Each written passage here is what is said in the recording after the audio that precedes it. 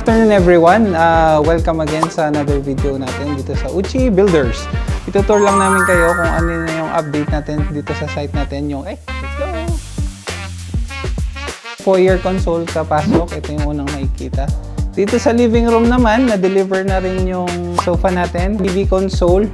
Ang gamit natin dito is birch plywood. Tapos ito yung center table na again, from solid wood din siya, tapos papatong na lang yung tempered glass.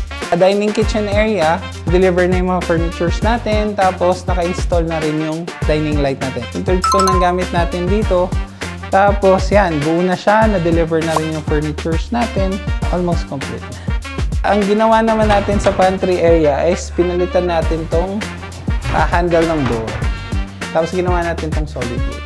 So powder room naman, ito sintered stone din ang gamit natin dito. Tapos may salamin na.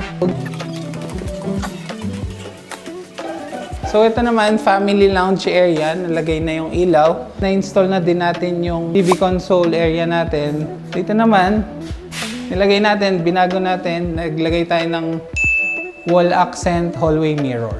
Yung pink room, cute na cute yung pink room natin. Meron tayong wallpaper dyan. Tapos yung bed frame customized.